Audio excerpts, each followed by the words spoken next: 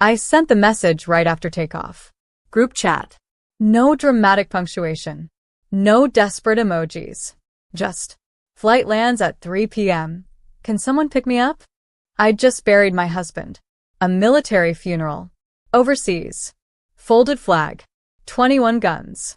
A casket that felt heavier than anything I've ever carried, though I wasn't the one lifting it. We'd been married 4 years. Most of those spent apart. Deployments don't care about anniversaries. But love doesn't keep receipts. So I didn't ask for much. Just a ride home. The reply came before we even reached cruising altitude. My brother. We're busy, try Uber. Then 2 minutes later. My mom. Why didn't you plan better? No. How was the funeral? No, we're so sorry. No, we're proud of him. Just that. Cold. Fast. Clean. I sat by the window, the plane lifting above the clouds, and stared into the kind of silence that doesn't come from grief. It comes from realization. You think family holds you, but sometimes they hold the knife. So, I typed one sentence back. No worries. That was it. No fight. No guilt trip. Just silence. When we landed, I didn't cry. Didn't beg. I pulled my coat tight, walked past the baggage carousel, past the other passengers hugging their people, and stepped into a black SUV already waiting by the curb. Because here's the thing. While they were busy, while they were judging, they didn't know who else had flown back with me, or what I'd brought with me from the base, or who was waiting behind the headlines. That night, I didn't send a follow-up message, didn't post a single word, but when the 9 o'clock news started, when their phones lit up with live coverage, I know they saw it. I know they dropped their forks. I know my mother's wine glass hit the tile. And I know one thing for sure. They'll never forget what I did next. The clip ran less than 60 seconds. But that's all it took. Evening news. Middle of the broadcast. Right after the weather. Right before sports. The anchor spoke with that trained calm, the kind that delivers tragedies and triumphs in the same breath. Today, a widow returned home from her husband's overseas military burial alone. But not unnoticed. Then came the footage. Black SUV. Airport curb. Me, stepping out, still in black, flag folded, triangle held against my chest. And behind me, 3 uniformed Marines. 2 women. 1 man. All in full dress. They didn't just escort me. They stood behind me, shoulders squared, backs straight, like shields. The camera zoomed in just enough to capture the moment I turned and handed something to one of them. A small box. White. Ribboned. The reporter continued. In an unexpected twist, the widow was met not by family, but by her husband's former unit, who arranged a military-led tribute and personal escort. She declined interviews, but left behind one handwritten note for the press. And then the screen filled with it. My handwriting. My words. Clear. Steady. If you ever find yourself standing alone at the edge of grief, don't look for people who left you there. Look for the ones who show up anyway. RM. They didn't say my full name, but they didn't have to. Everyone in that group chat knew exactly what they were watching. The camera panned out. Final shot. Me walking away between 2 Marines, head high, back straight, into the black SUV. No tears. No interview. No begging for sympathy. Just truth. Dignified. Broadcast on every major channel. And in living rooms across the city. In my mother's kitchen. In my brother's condo. Phones were dropped. Forks clattered. Silence filled the spaces they thought were safe. They had sent a message. And now, so had I. The group chat was silent for the next 24 hours. No reactions.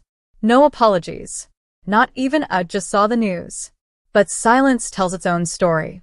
And theirs was starting to unravel. My sister-in-law messaged privately. Was that you on Channel 5? I didn't answer. She didn't ask again. But word was spreading. That image of me, flanked by Marines, wrapped in grief, but standing like a statue, was everywhere.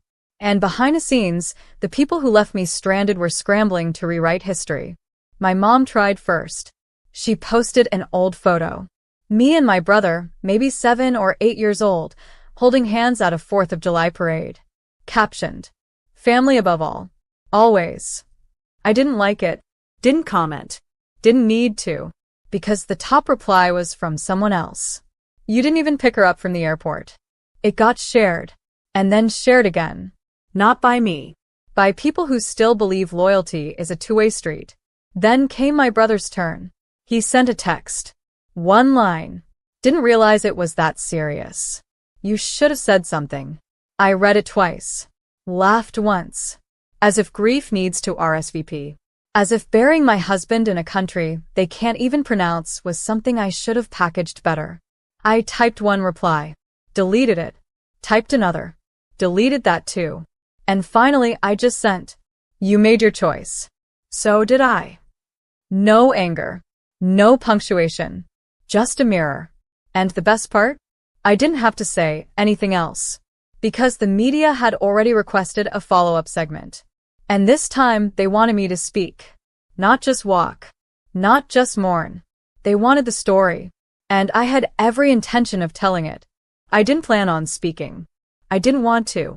But silence protects the wrong people sometimes. So when the news station called again, asked if I'd be willing to share a widow's voice, I said yes. Not for sympathy. Not for views. For truth. The interview was taped in a quiet studio, no flashy lights. Just a camera, a mic, and the anchor across from me with soft eyes and a steady tone. He asked the first question carefully. "What happened when you landed?" I took a breath. Then said the line I'd been holding in my chest for days. "I buried my husband with honor and came home to silence." The room held still. Even the cameraman stopped shifting. I told them what happened. How I sent one simple message. How I received 2 colder replies than the wind outside that airport terminal. How I didn't get picked up, but I did get surrounded. By people in uniform.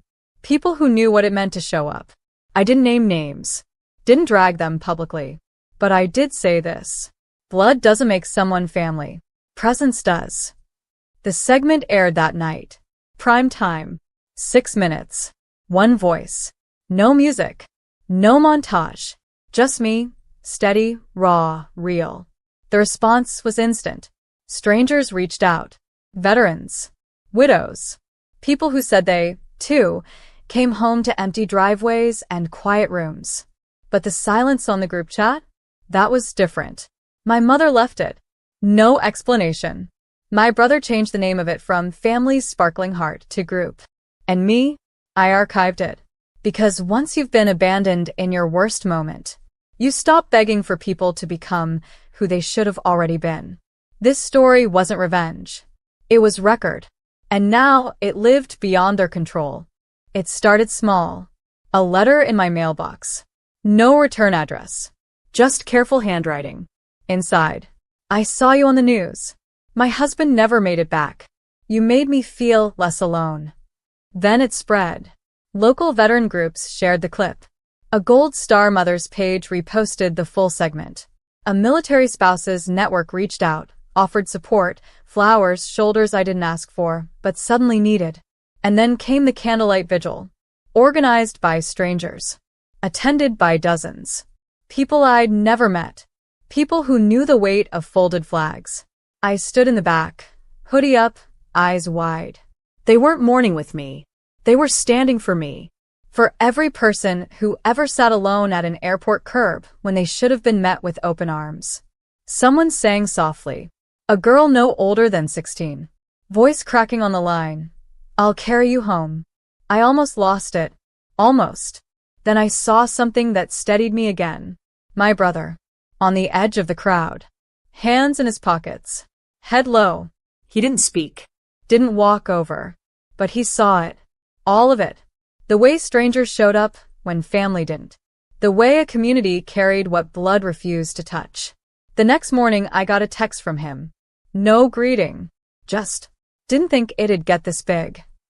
I stared at the screen. Thought about everything I wanted to say. Then typed. That's the thing about grief. It either builds walls, or it builds bridges. You picked your side. No reply. That was fine. This story wasn't for him anymore. It was for the ones watching. The ones whispering, "Me too." The ones who needed to know that dignity can bloom where disappointment once stood. A few weeks passed. The flowers on my porch didn't stop. Neither did the letters. But something inside me shifted. I didn't want to just be a story people passed around. I wanted to build something. So I did. It started with a name. The Welcome Project. A nonprofit for military spouses returning home alone. Airport pickups. Meal trains. Care teams. Not sympathy. Support. The kind that shows up. Word spread fast. Volunteers signed up from 5 states in the first 3 days. Someone donated a van. Another offered her event space for free. By week 2, we had our first welcome team at JFK, standing at arrivals, holding a sign that said, "We've got you." That photo went viral. And suddenly, the Welcome Project was in newspapers, on podcasts. And guess who called? My mom. I let it ring. She left a voicemail. Her voice cracked by the second sentence. "I didn't know how to help. I didn't think you'd want us there." I deleted it. Not out of anger. Out of peace. Because I didn't need it anymore. Some wounds don't close because someone apologizes. They close because you stop bleeding for people who kept watching you drown. My brother messaged too. A donation receipt. Small. Anonymous. I knew it was him. But I didn't respond. Because this wasn't about guilt. It was about truth. The kind that builds vans. And care kits. And holds signs at the gate when no one else shows up. Sometimes, you don't burn bridges. You just build better ones somewhere else. And when people ask me what started it all, this project, this movement, I always smile and say, a flight that landed at 3 p.m. And nobody came. They called it a quiet revolution. The article was front page. Photo of me at a welcome event, arms around a young woman holding a folded flag against her chest, eyes red, smile fragile. Caption. From grief to ground crew, how one widow changed coming home. The day it ran, I got a text from an unknown number. Just a screenshot of the article. No message. I knew the number. It was my mother's. That evening, I was invited to speak at a local memorial for military families.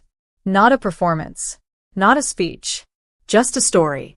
I stood at the podium, the air thick with candlelight and wind. Rows of faces looking up, some proud, some shattered, all listening. I told them what happened, but not with bitterness. I didn't name names, didn't point fingers. I said, I came home alone, but I didn't stay that way. I talked about Liam, my husband, his laugh, his letters, the way he once told me, if something ever happens to me, don't let silence win. And I hadn't. When I stepped off the stage, someone touched my elbow. A woman in pearls. Eyes wet. My daughter, she was on your first welcome pickup. You saved her. I shook her hand. Tight. Like that moment was all we needed. Behind her, in the distance, I saw them. My mother. My brother. Standing by a tree. They hadn't been invited. They hadn't announced themselves. They just watched. And I let them. No wave. No smile. Just the space between us.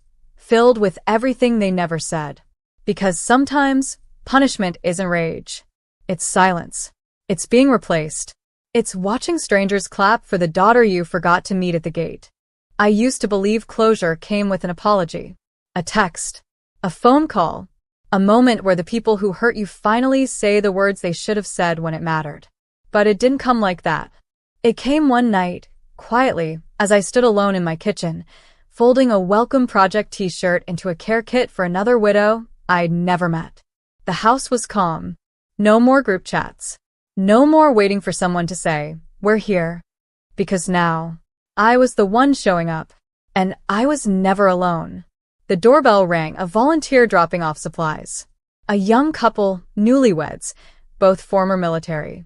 She hugged me like we'd known each other forever. And I realized we had. Not in the way family does. In the way truth does. In the way people who survive the silence find each other. I never replied to my mom's last message. I never followed up with my brother's donation. And I never reopened that group chat. Because some people bury you in your silence. And others lift you in theirs.